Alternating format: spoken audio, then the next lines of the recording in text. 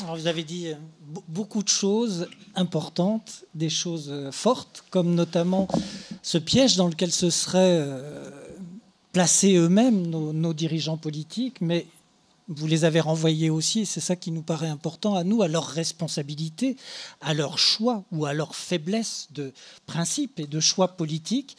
Françoise Dumont, comment fait-on aujourd'hui? Que fait la Ligue? On sait un certain nombre d'initiatives. On attend d'ailleurs une réponse à un référé, Liberté, introduit devant le Conseil d'État, sans trop d'illusions après avoir entendu Henri Leclerc. Mais faut-il le faire? Est-ce que c'est là qu'il faut porter le fer? Est-ce que c'est dans les manifestations, les rassemblements populaires et la défense de ce que nos représentants politiques ne défendent plus ou pas assez?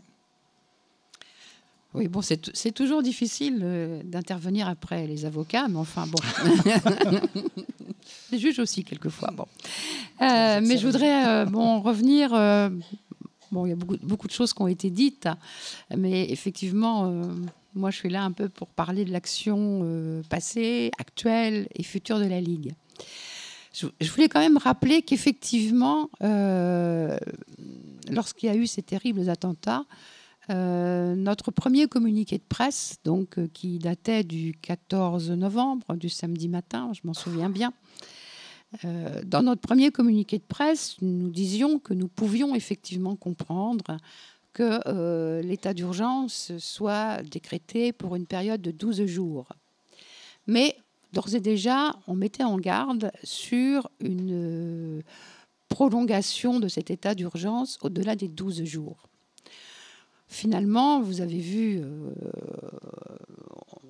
on avait malheureusement raison. Et donc, très rapidement, dès le discours à Versailles, donc, François Hollande a annoncé que l'état d'urgence serait prolongé. Et dès le 20 novembre, la loi qui prolongeait donc, cet état d'urgence et qui en même temps modifiait un peu la loi de 1955 a été votée. Je dois dire que pour la Ligue, nous avons trouvé que les conditions dans lesquelles cette loi avait été votée étaient pour le moins problématiques, puisque finalement, les députés ont eu, je crois, 24 heures pour prendre connaissance de la loi. Et on peut considérer quand même que ce n'est pas beaucoup et que déjà, ça pose un problème de démocratie. À partir de là, c'est vrai que nous avons souhaité faire ce que la Ligue, je considère, sait faire, ce qu'elle essaye toujours de faire, c'est-à-dire de rassembler. Ce n'était pas évident parce que l'émotion, évidemment, était encore très forte.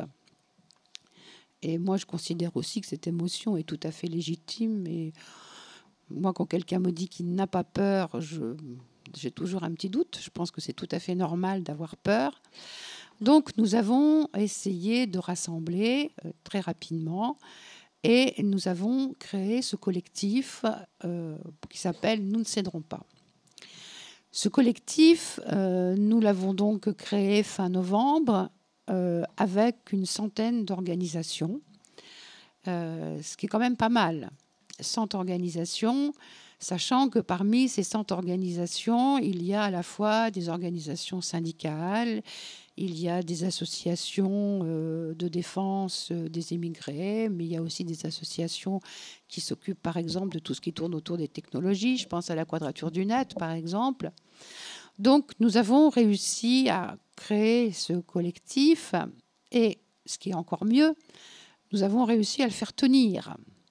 Parce que vous savez, à la Ligue, on a un peu l'habitude des collectifs, mais quelquefois, les collectifs, et c'est un peu ce qui les caractérise, ça se finit un peu en eau de boudin, et puis on ne sait plus très bien où on va. Or, aujourd'hui, ce collectif tient, ce collectif se réunit, ce collectif lance des actions. Les actions que nous avons pu lancer, finalement, tournent autour de 3 textes. Il y a un premier texte qui est sortir de l'état d'urgence, que nous avons donc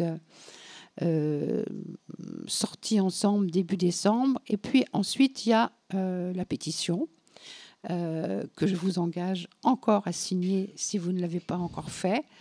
Cette pétition, elle s'est signée très rapidement les 2 premiers jours. Et puis là, on constate un peu un essoufflement.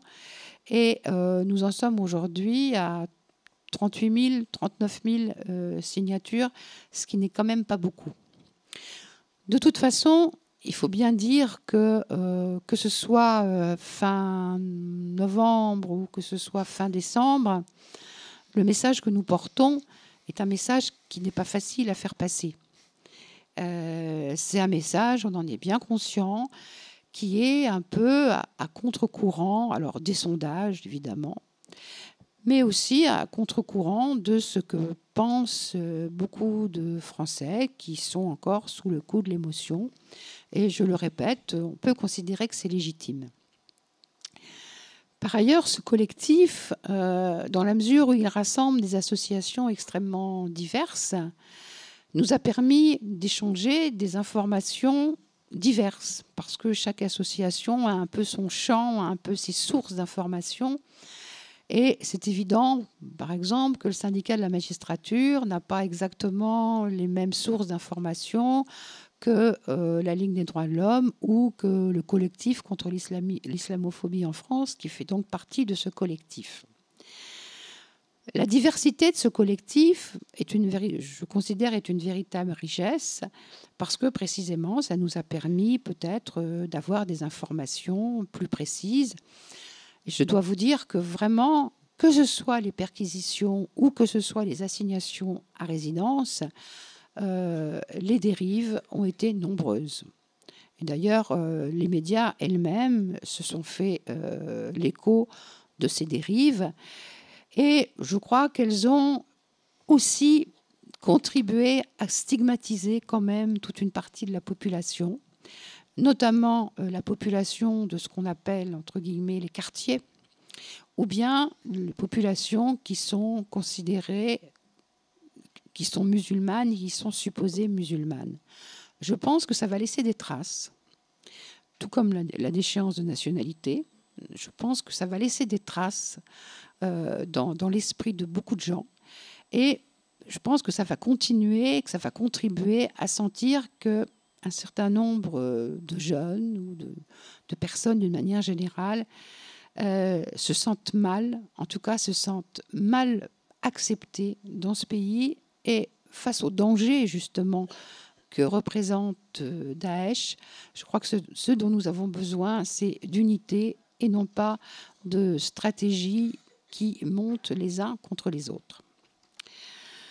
Ça nous a aussi permis d'entreprendre ensemble un certain nombre d'actions. Alors, il y a les actions juridiques. Les actions juridiques, c'est important. Nous en avons conduites seules ou avec d'autres, plusieurs. Et c'est vrai que nous attendons demain, mais je pense que demain, il n'y aura pas la vraie réponse, entre guillemets, la réponse par rapport à ce recours que nous avons déposé avec d'autres devant le Conseil d'État, afin que le Conseil d'État fasse pression sur François Hollande pour qu'il lève l'état d'urgence ou du moins certaines mesures de l'état d'urgence. Ces aspects juridiques, c'est important. Mais à la Ligue, nous avons aussi coutume de dire que le juridique, c'est bien, c'est une bonne chose, mais qu'il ne faut pas s'arrêter là. Et c'est pour ça, si vous voulez, que je pense extrêmement important les actions que je vais évoquer maintenant, qui sont évidemment des actions à la fois au court terme et au moyen terme, par rapport à ces questions de réforme de la constitutionnalisation et donc des 2 articles qu'elle propose. Nous avons d'abord souhaité faire une pression sur les parlementaires. Parce que, pour vous dire les choses sincèrement, quand il y a eu le vote à l'Assemblée nationale le 20 novembre et que nous avons pu constater qu'il y avait en tout et pour tout 6 parlementaires plus une abstention qui s'était opposée donc à cette loi du 20 novembre, je dois vous dire quand même qu'on s'est senti un peu seul et que, bon, on a eu quelques griefs vis-à-vis de certains partis politiques dont on aurait pu attendre peut-être un peu plus de courage politique. Je le dis d'autant plus facilement que très vite, un certain nombre d'élus nous ont contactés pour nous dire que bah oui, ils avaient fait ça, mais que finalement, ils n'étaient pas trop fiers, mais qu'ils ne recommenceraient pas. Et eh bien, on attend avec impatience ce qui va se passer le 5 février pour voir si effectivement ils ne recommenceraient pas. Donc, par rapport aux parlementaires, nous avons souhaité, et je pense vraiment que dans ce cadre de ce collectif, nous nous sommes donné les moyens d'intervenir auprès des parlementaires, soit par courrier, ce qui est une chose, mais aussi en les rencontrant physiquement, pour évoquer avec eux ces questions donc de prolongation de l'état d'urgence et de constitutionnalisation donc de l'état d'urgence. Ça, c'est une première chose. Deuxième chose, vraiment sur laquelle je veux vraiment insister, c'est tout ce qui concerne l'opinion publique. L'opinion publique, vous savez, je l'ai déjà dit, je crois, aujourd'hui, je crois, c'est 60%, je crois, ou 65%, je crois, qui est encore favorable, à 66, oui, qui est encore favorable à l'état d'urgence. C'est pas que ça nous fasse peur. Nous, j'ai envie de dire, à la Ligue, et je pense que Henri ne me contredira pas, nous, à la Ligue, on a un peu l'habitude d'être un peu à contre-courant. Mais quand même, pour des raisons toutes bêtes d'efficacité, je crois qu'il est important qu'on arrive donc à convaincre et à montrer les implications, parce que je pense que c'est vraiment ça le problème. Par exemple, la déchéance de nationalité, je crois que, bon, moi je suis assez d'accord aussi sur le fait que c'est un chiffon rouge, que c'est symbolique, mais il ne faut quand même pas oublier que c'est symbolique à différents titres. C'est symbolique quand on vous dit, et presque tout le monde le dit finalement, ça ne sera pas efficace contre le terrorisme, tout simplement parce que la plupart quand même, parce que les kamikazes, je crois, c'est pas trop leur préoccupation de savoir avec quelle carte d'identité ils vont mourir.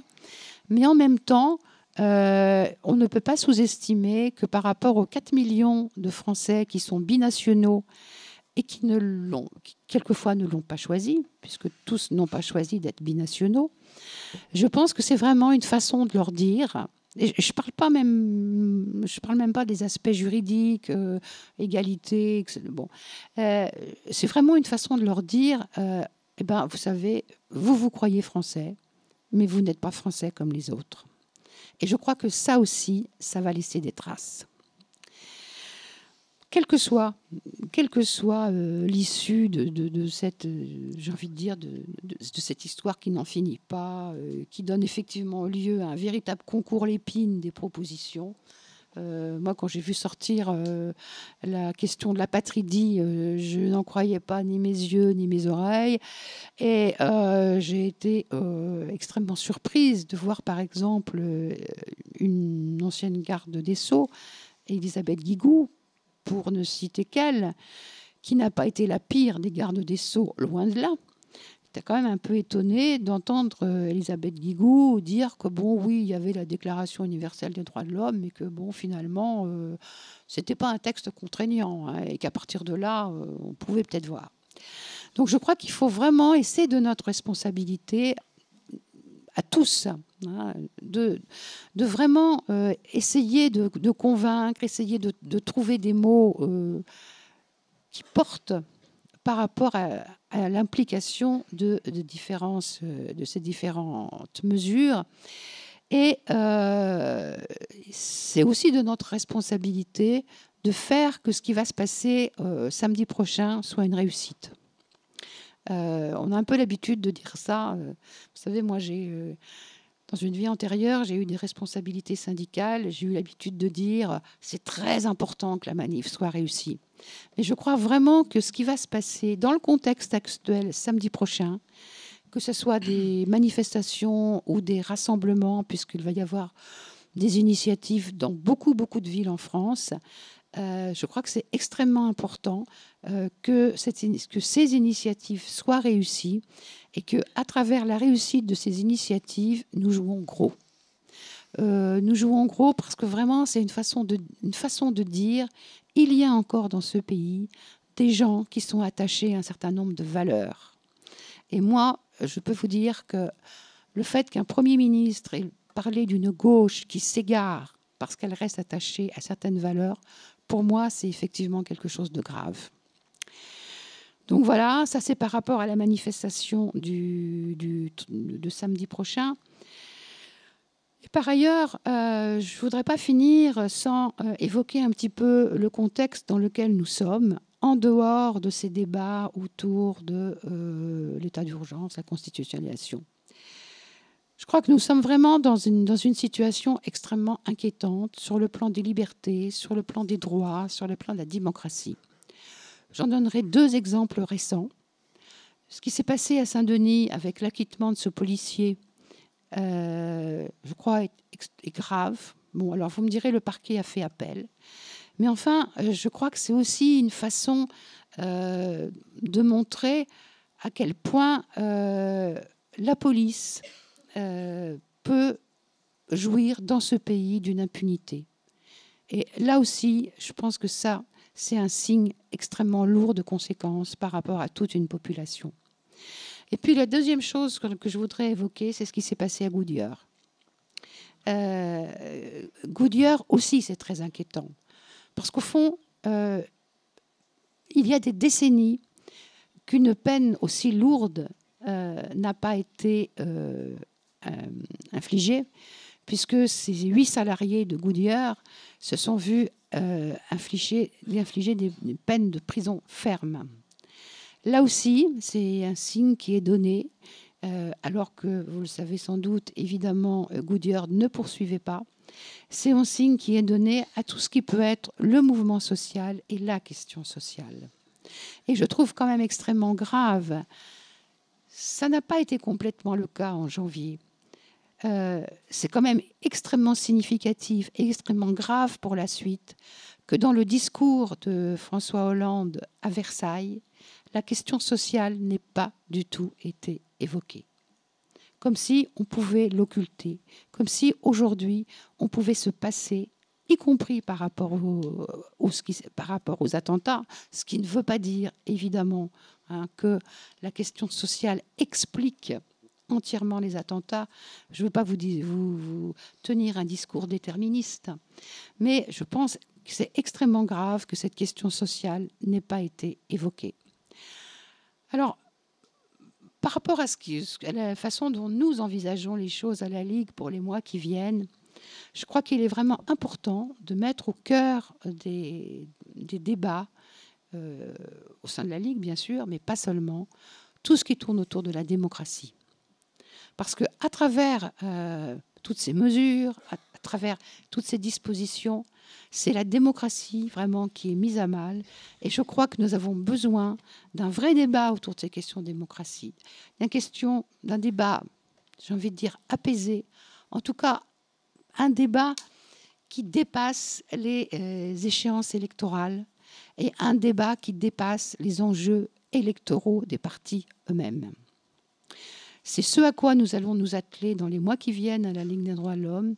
Et je crois que vraiment, on aura besoin effectivement des forces de tout le monde pour le mener, mais que nous avons besoin, à travers ces débats autour de nous avons besoin de ces débats autour de la démocratie pour reconstruire un vivre ensemble qui repose sur des valeurs dont nous ne devons pas avoir honte et au contraire que nous devons continuer à affirmer.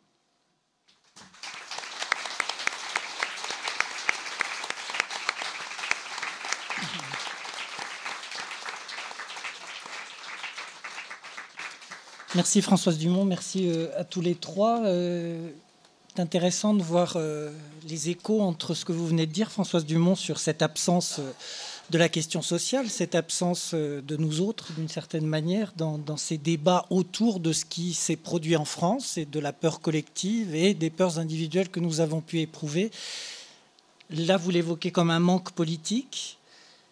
Et Henri Leclerc l'a aussi évoqué comme une conséquence à venir, sans doute, en rappelant un peu le passé, d'autres périodes, des lois notamment scélérates, et d'une façon de penser la sécurité qui contredit, voire qui accable les conflits sociaux, les luttes sociales, et ce vivre ensemble, puisqu'au bout du compte, ce qui est attaqué, c'est ça, c'est nos liens, nos relations les uns avec les autres, et que finalement, là, c'est oublié dans une situation de conflit et de peur, et que ce que l'on met comme système face à la peur et à ces conflits, c'est un système qui mène à la destruction aussi de ces relations. Donc c'est pas très réjouissant, assez inquiétant d'une certaine manière, mais ça, on entend aussi à quel point ça dépend de nous, à quel point ça dépend de nos capacités à bouger, à solliciter, apostropher. En ce moment, il en est c'est plus que nécessaire. Nos élus parlementaires, sénateurs, parfois moins évidents à apostropher que députés. Mais voilà, ça c'est aussi une action qu'on peut mener à ceux à qui, d'une certaine manière, on a confié une partie du pouvoir.